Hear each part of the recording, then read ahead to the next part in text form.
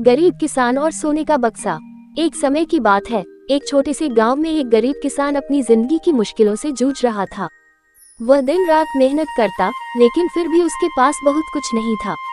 उसकी छोटी सी जमीन थी, लेकिन उस पर बहुत कम फसल होती थी। किसान का नाम रामू था और वह हमेशा भगवान से यह प्रार्थना करता था कि उसकी जिंदगी में कुछ अच्छा हो। एक दिन रामू खेत में काम कर रहा था कि उसने एक पुराना बक्सा देखा, जो जमीन में आधा दफन था।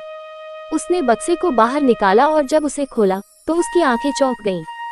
बक्से के अंदर सोने की बारियां रखी हुई थीं। ये देखकर रामू का दिल खुशी से भर गया। उसने सोचा, अब मेरी मुश्किलें खत्म हो गईं, मैं अब अमीर बन जाऊंगा।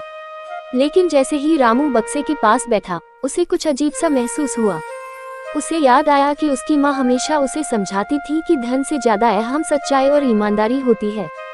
रामू सोचने लगा, क्या मुझे ये सोने का धन रखना चाहिए या इसे किसी जरूरतमंद को दे देना चाहिए। रामू ने कई दिनों तक इस पर विचार किया और फिर उसने तय किया कि वह इस धन का सही उपयोग करेगा।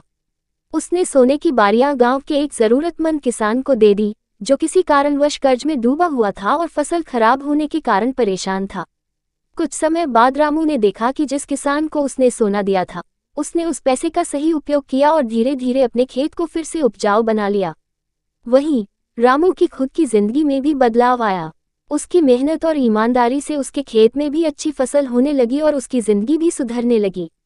कहानी का संदेश: सच्चाई और ईमानदारी से बढ़कर कोई संपत्ति नहीं होती।